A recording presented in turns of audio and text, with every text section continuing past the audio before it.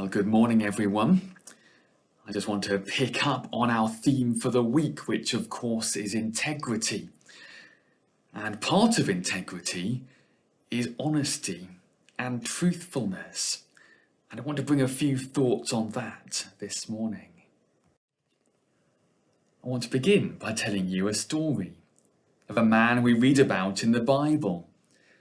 His name is Zacchaeus. Now, Zacchaeus' job was to collect people's tax money and to bring it to the Roman government. This was long before the days of online bank transfers, so it was a very important job to make sure the government had enough money to pay for public services. However, Zacchaeus was not an honest worker. Imagine for a moment there was a man who owed £10 in tax. Zacchaeus would knock on his door, but he wouldn't ask for £10. Instead, Zacchaeus would ask the man for £20, pocket £10 for himself, and give the rest to the emperor. You see, Zacchaeus exploited people, and people got to know that he did it. One day, Jesus was passing through Zacchaeus' town, and Zacchaeus wanted to see this latest celebrity. However, Zacchaeus had a problem.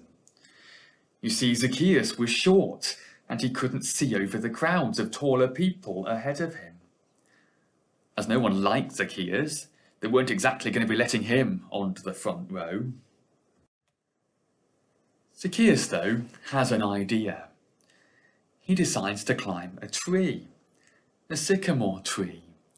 And from up the tree, he'll be able to see everything that goes on as Jesus comes to town. As Jesus entered the town, there was a lot of excitement from the people around. But when he got into the town, he stopped and looked up into the tree. "Zacchaeus," Jesus said, "come down. I'm going to come round your house tonight." Zacchaeus must have been shocked. After all, no one wanted to go round his house. Now, we don't know what Jesus and Zacchaeus had for tea that night, and neither do we know what the conversation was between them. But by the time Jesus left, Zacchaeus was a changed man. Rather than being dishonest, he became generous. You see, Zacchaeus gave half of his possessions to the poor. From all of those people whom he had stolen from, he returned to them 4 times as much. Instead of being public enemy number 1, he suddenly started to make a few friends. I want to begin by telling you a story of something we read in the Bible. It's a story about a man, a guy called Zacchaeus. Well, that is the story of Zacchaeus, and I've told that story because I think it helps us answer a few questions about honesty. The first question I want us to think about is, what is honesty? Well, the dictionary definition of honesty is free of deceit, truthful, and sincere. So that means that dishonesty is the opposite. It includes lying, saying something which is false. Cheating other people is dishonesty, denying them the praise or success they deserve. And perhaps worst of all, deceiving people is dishonesty.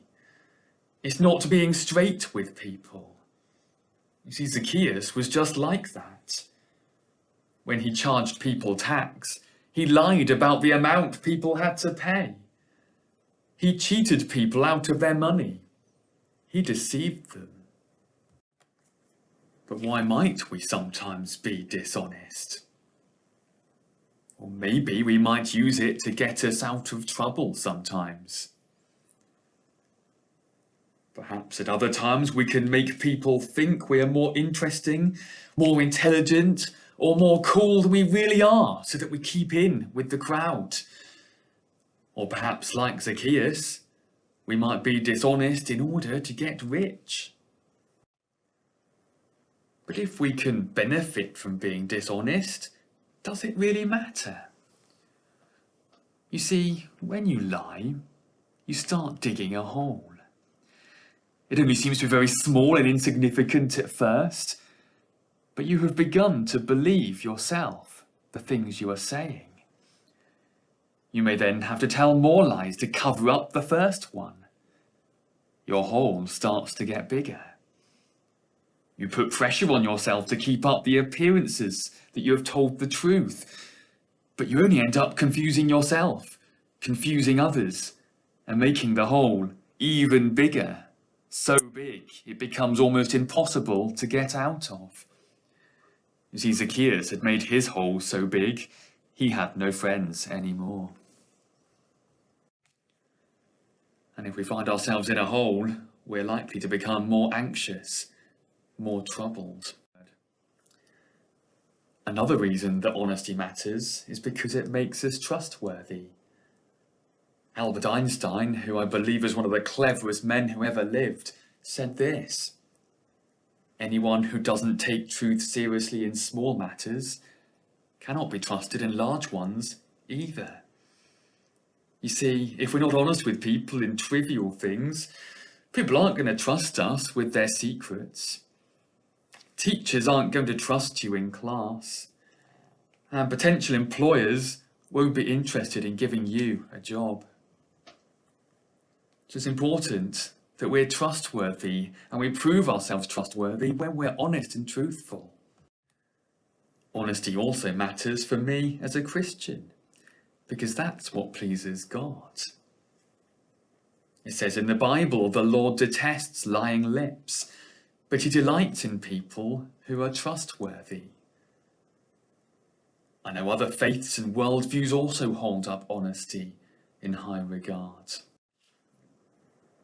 Perhaps for some of you, reflecting on this has made you realise that actually you struggle with this. Maybe you realise that you're not being completely honest with yourself or with other people. Perhaps you're aware of times when you have lied to people, perhaps even cheated people. So is there any hope for you? Is it possible to change? Well, one of the reasons I love the story of Zacchaeus is that it says to us that yes, it is possible to become more honest and more truthful.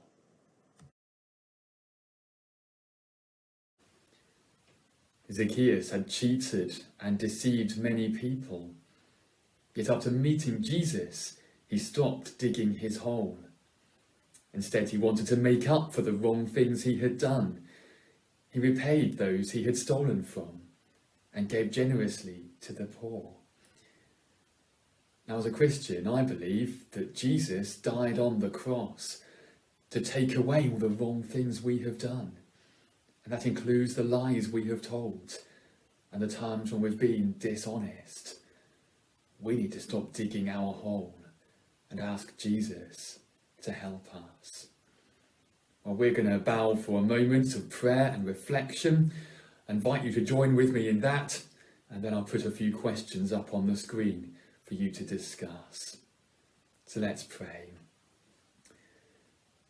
Dear God, we want to thank you that you understand our struggles.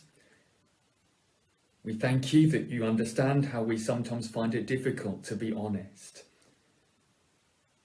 We thank you for sending Jesus to die for us. We pray that he would change us, that we might be more truthful with ourselves and more truthful with others. Amen.